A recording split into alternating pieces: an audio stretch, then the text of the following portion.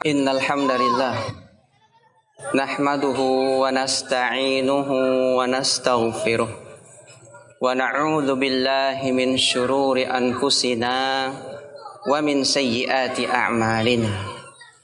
Man yahdihillahu fala mudhillalah wa man yudlilhu fala hadiyalah.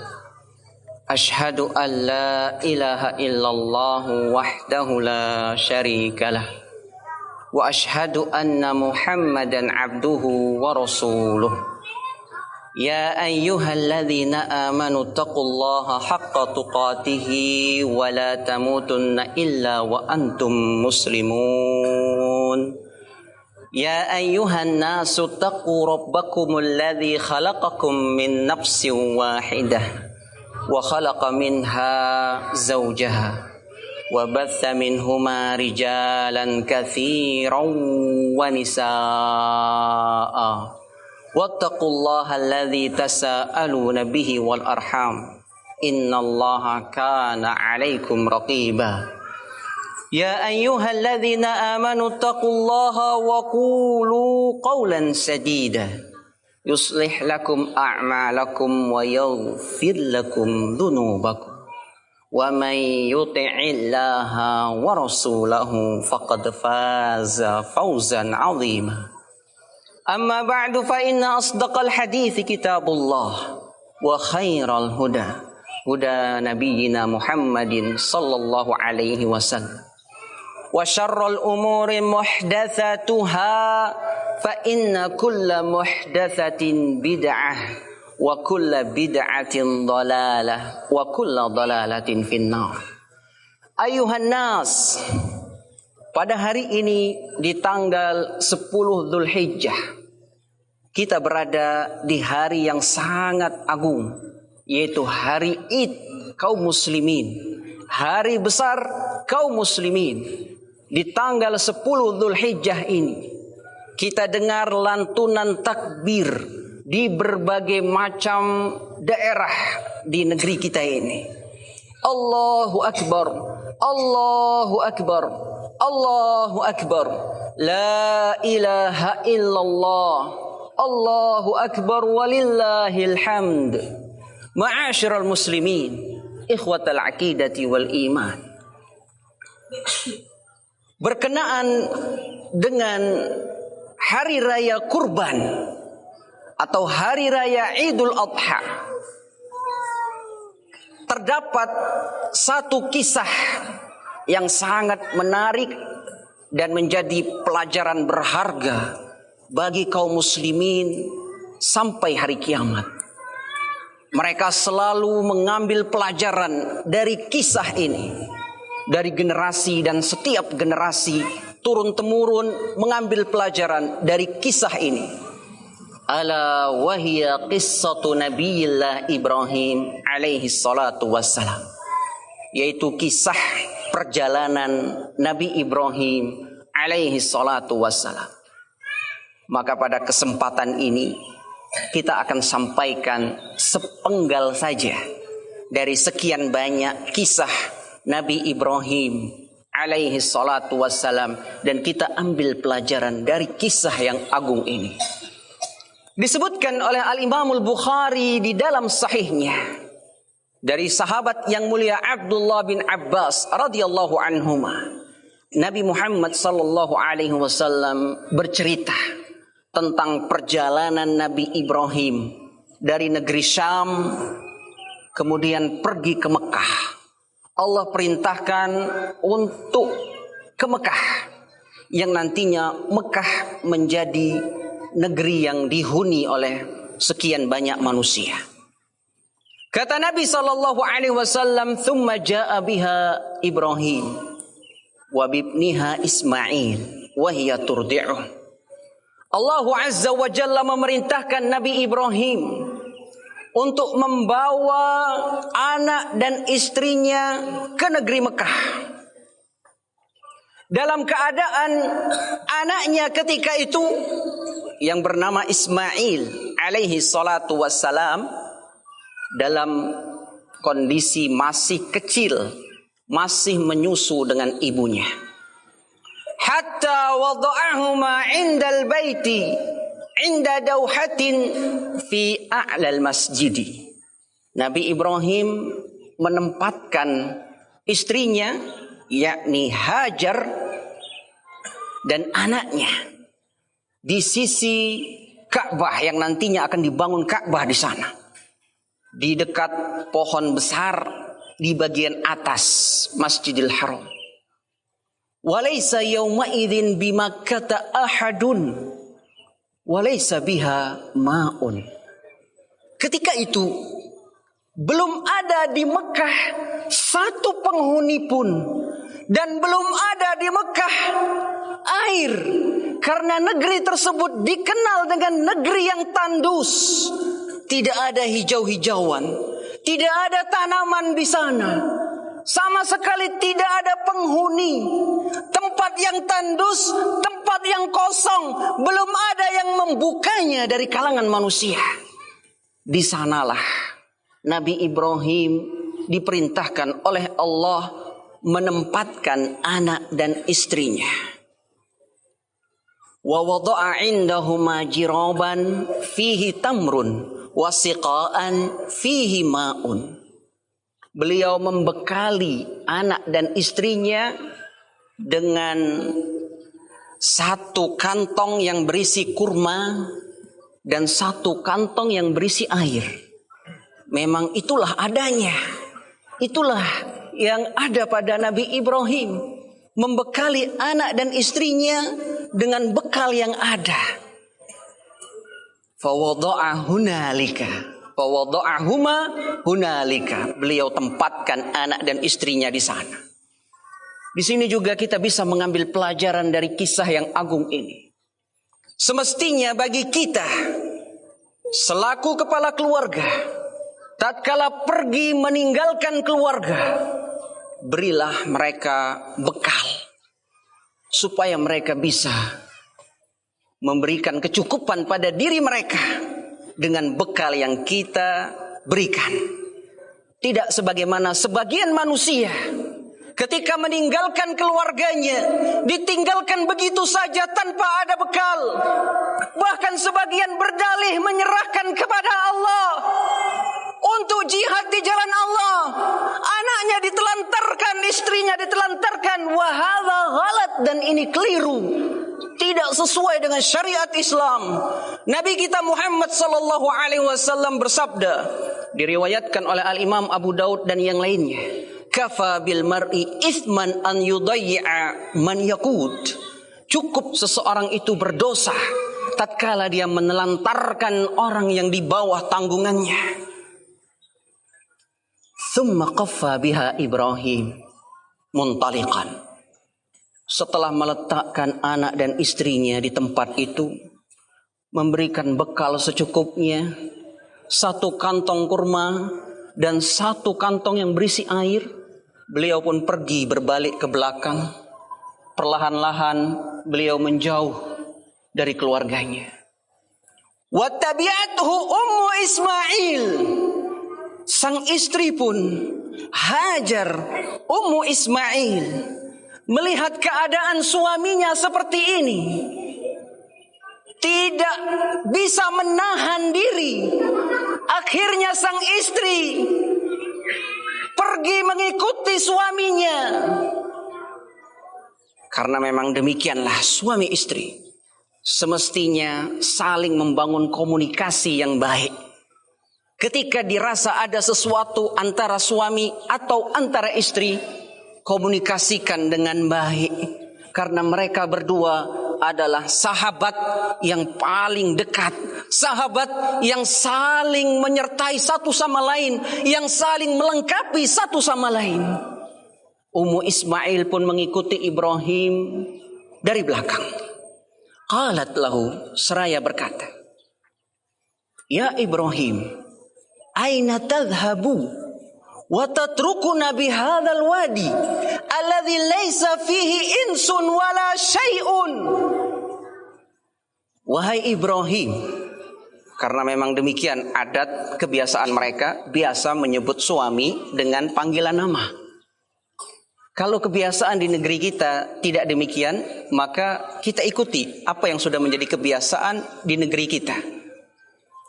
Wahai Ibrahim, kemana engkau pergi? Engkau tinggalkan kami di sini. Tidak ada seorang pun di sini. Tidak ada sesuatu apapun di sini. Kemana engkau pergi, wahai Ibrahim? Kalau diterjemahkan dalam bahasa kitanya, wahai suamiku, kemana engkau pergi? Kenapa engkau tinggalkan kami sendiri di sini? Tidak ada orang lain di sini. Tidak ada sesuatu apapun di sini, wahai suamiku. Faqalat lahu dzalika miraran. Diulang-ulang kalimat tersebut oleh Hajar. Karena memang demikian, wanita biasanya lebih aktif dalam berkomunikasi daripada suami.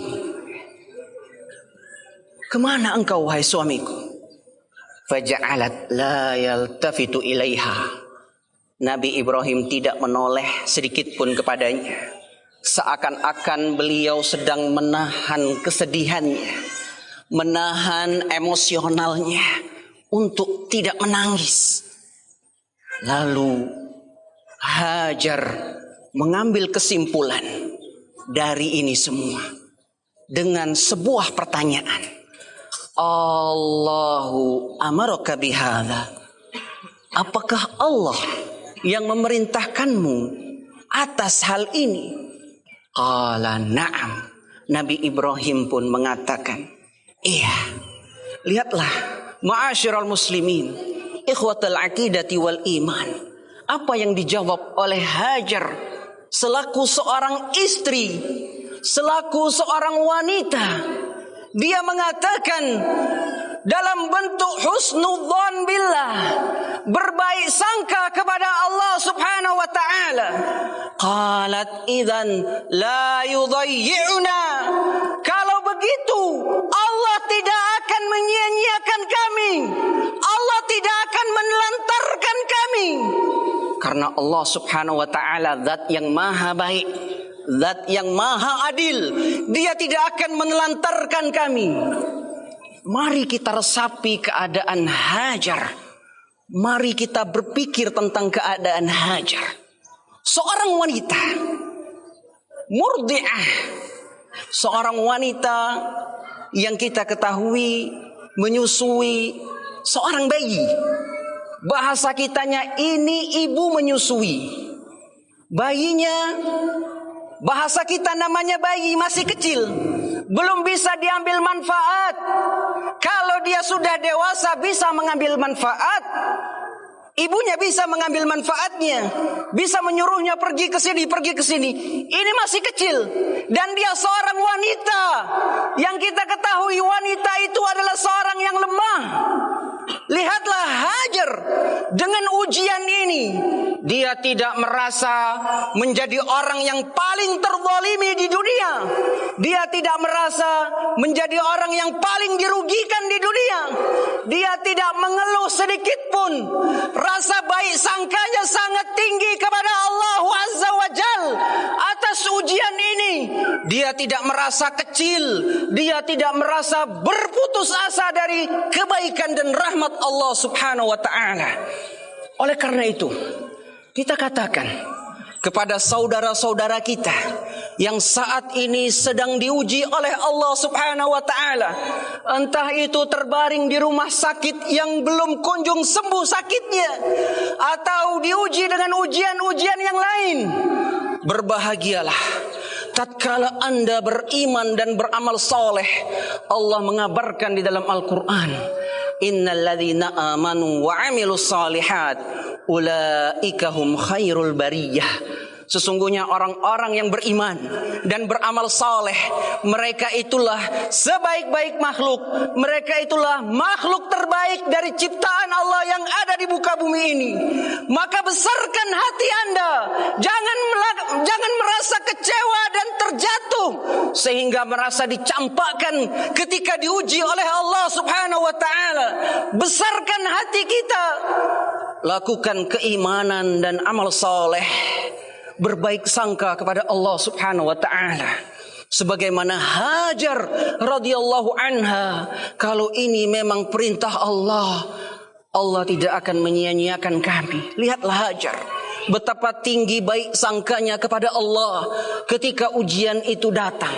Beliau tidak berkeluh kesah, tidak mengatakan kepada Nabi Ibrahim, kok ujiannya seperti ini, kok seberat ini. Tidak. Beliau kuat dan merasa Allah subhanahu wa ta'ala tidak akan menyia-nyiakannya.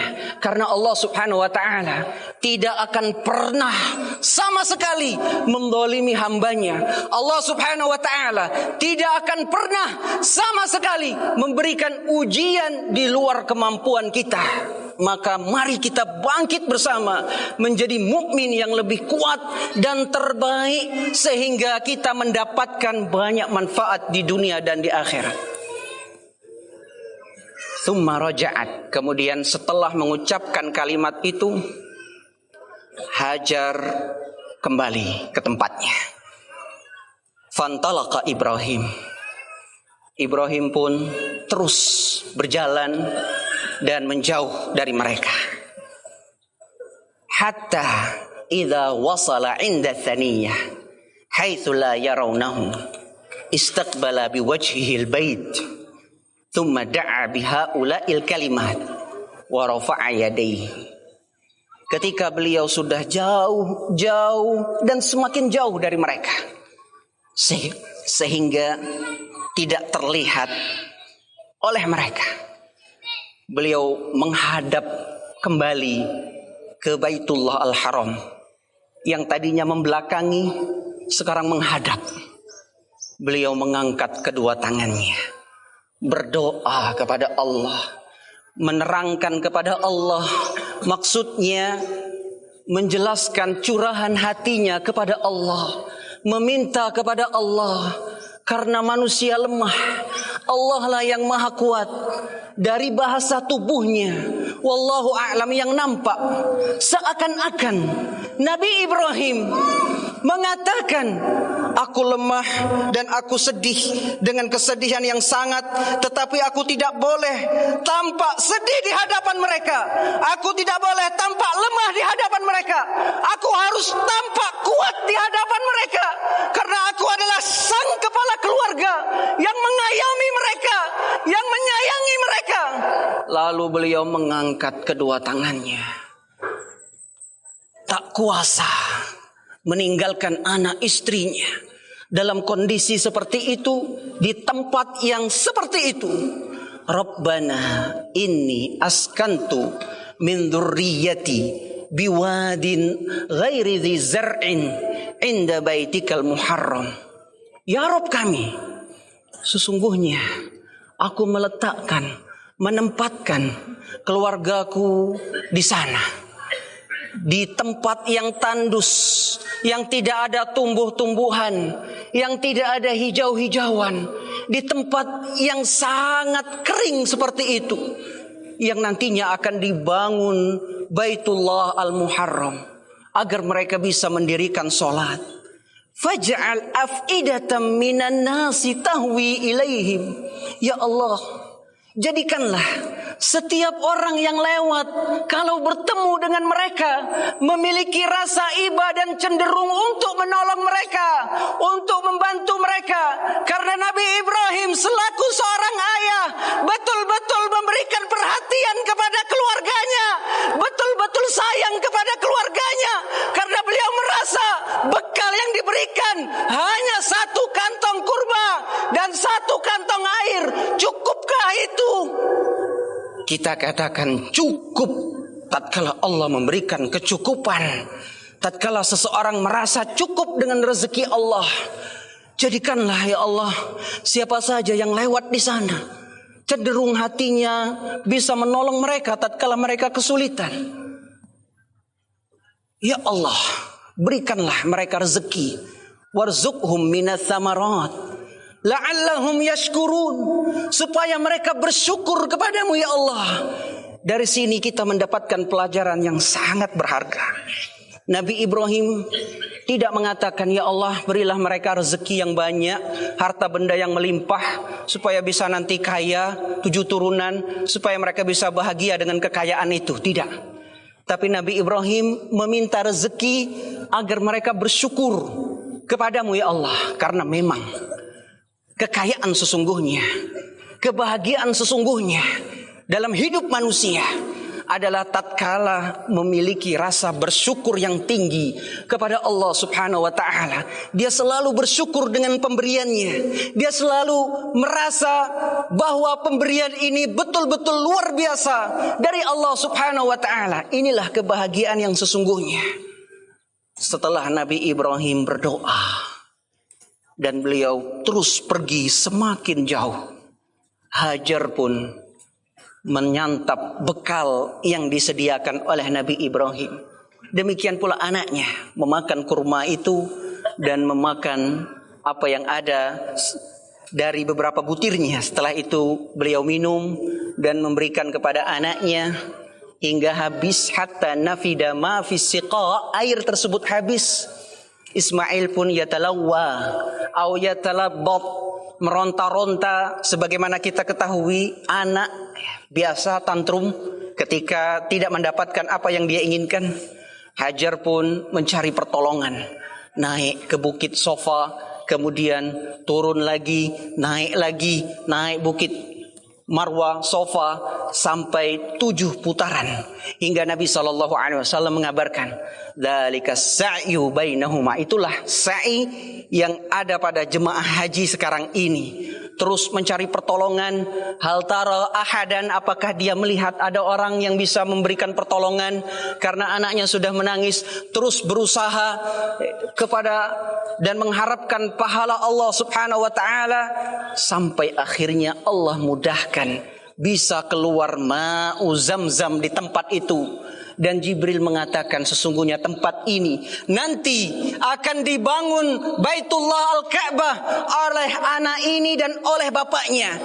Sehingga jangan bersedih, Allah pasti memberikan pertolongan. Hingga akhirnya ketika mereka sudah mendapatkan air yang cukup, ada suku Jurhum yang melewati, melihat ada burung di sana yang berputar-putar. Biasanya kalau ada burung berarti ada air.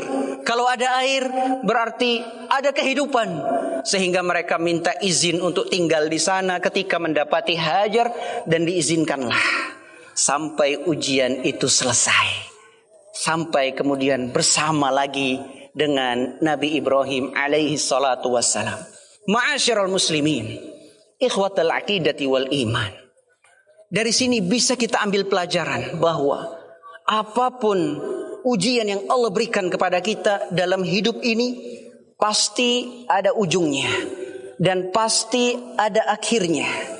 Sehingga yang hendaknya kita jadikan tolok ukur dalam hidup kita, bagaimana kita menjalaninya, sesuaikah dengan syariat Allah ataupun tidak. Kalau tidak sesuai dengan bimbingan Allah, maka kita telah memilih jalan yang salah. Kita memilih jalan yang menjatuhkan kita ke dalam jurang kebinasaan. Tetapi ketika kita memilih bimbingan Allah dan Rasulnya, maka itulah jalan keselamatan. Wa sallallahu ala nabiyyina Muhammadin wa ala alihi wa sahbihi wa sallam. Subhanakallahumma wa bihamdika ashhadu an la ilaha illa anta astaghfiruka wa atubu ilaik. Wassalamualaikum warahmatullahi wabarakatuh.